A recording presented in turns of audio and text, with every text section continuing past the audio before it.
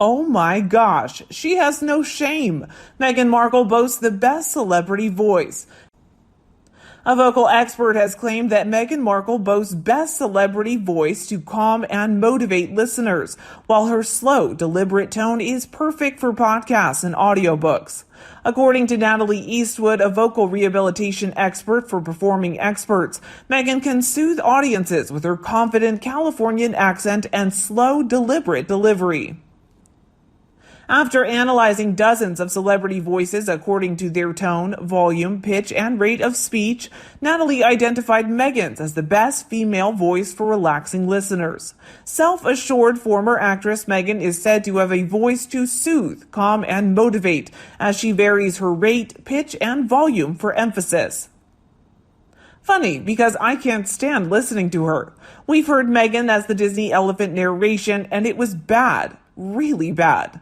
Meghan Markle is deluded to another level. Should have stayed cutting ribbons and waving for a bit, pretending to be smart and royal. Now she's proved she's neither. Reality is always harsh. The way this expert is gushing about Meghan, you would think she was after a job in Meghan's business empire. She's wasting her time. If the Markles have only managed a 35-minute podcast since they struck the Spotify deal, they'll be busy looking for employment for themselves soon enough. They oversell themselves and can't produce anything. They're allegedly taking on more and more staff. At this rate, the money will run out before they provide any more material. McDonald's is looking for staff. This must be a study paid by the Sussexes, and remember, she is the Little Mermaid with the best voice in the world. Funny thing is, when she's bullying people, she sounds like an animal rhyming with itch. Her voice sounds like a student in high school drama class, affected, arrogant, and condescending. The one podcast she did last year put people to sleep, which is why there is no demand for her to do another one. This article sounds like it was created by one of her PR firms, and the premise is desperate and grasping at straws. Claiming how can one be calming when they are consistently spewing lies and venom to the royal family and anyone else who she finds to be a threat? When I hear her venomous voice, it makes me convulse, knowing the sound is coming from her narcissistic soul. I know people are going to say don't listen, but you can't help it when her face and the noise is in the news every other day. In fact, I thought she came across differently in the birthday video since Melissa McCarthy seemed to come across as very upbeat and personable, as opposed to Meghan Markle. It was almost like Meghan could sense this and her voice seemed to change during their exchange. Maybe it's just me, but I thought that jealousy was starting to creep through and Meghan Markle was having a hard time trying to sound upbeat as the broadcast went on. But I have a feeling that Melissa McCarthy is now heading to the top of Meghan's soon-to-be ghosted acquaintance list. I have to refer to them as an acquaintance since I'm sure Meghan Markle has no concept of meaning of the words friend or friendship. But a very condescending broadcast from Meghan Markle, along with the undertones that she wasn't happy that someone else might be doing better. Indeed, a lot of experts have also beaten this claim. One fan said, "I do not agree with Natalie Eastwood. In her assertion that Meghan has the best, relaxing female voice, I actually watched and listened to the Elephant Disney program that Meghan narrated, courtesy of Harry's hustling work for her, and I wasn't impressed. Her intonation was weak, in my opinion, and it's just my view, and I only watched the film once." That is not a slight because it's Meghan. It's a genuinely point of view.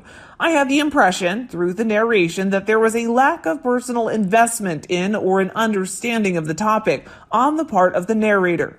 I was astonished to learn that Meghan did not know that the elephant matriarch is the lifeline or leader of her family.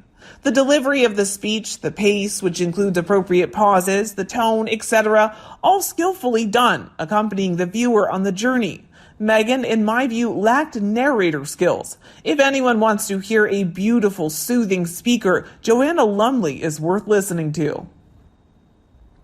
Indeed, an expert also blasted Meghan and said, I teach performers how to use their vocal skills to achieve their desired effect when making professional presentations. Meghan Markle's voice is not the least bit soothing. She comes across as very terse and condescending. She gives the impression that she's trying very hard to sound munificent, and the result conveys someone who's talking down to her audience. My guess is she either did not take a good public speaking course or she didn't correctly apply the instructor's suggestions because she thought she knew better. The expert added, "That slow, deliberate voice is annoying. Sounds like the acting coach has been working overtime to teach Meghan Markle how to sound condescending, superior, and smug. I wouldn't buy anything that has her voice narrating it, just like how she ruined the elephant documentary. She surrounds herself with sycophants who tell her what she wants to hear. No one likes her, and her voice is like fingernails on a chalkboard.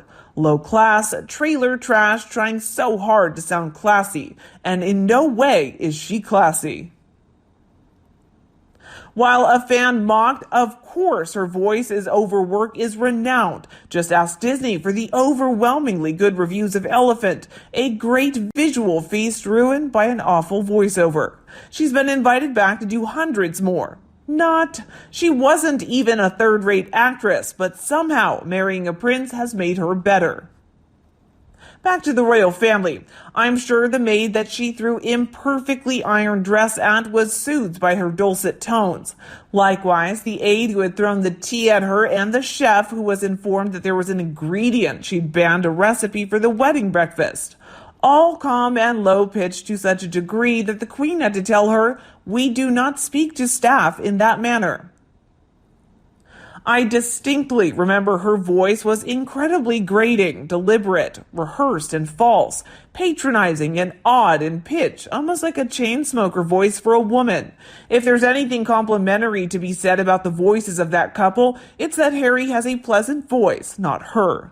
Regardless, it doesn't matter how nice it may sound when the words being spoken are drivel. Very annoying and irritating voice as it sounds so false and pretentious, superficial, like she means what she's saying, where in fact she could not care less about anyone but herself.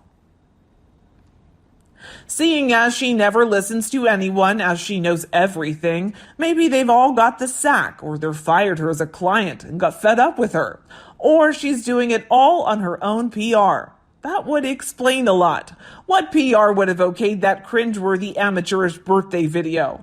Did they read that she was previously retaining 2 PR firms in the US and 1 in the UK? Think the court jester has his own PR firm too. They must be running out of money. How much did they pay this silly person to say this rubbish?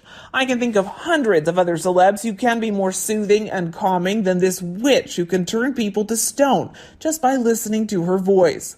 Please stop lying to us and making up PR paid stories and paying people to say such utter rubbish. Meghan's PR team is frantically trying to cover up the fact that Meghan and Harry didn't get an invitation to the Obama party. No amount of weak stories about Meghan will compensate. How embarrassing for Meghan. The couple has made themselves into social pariahs.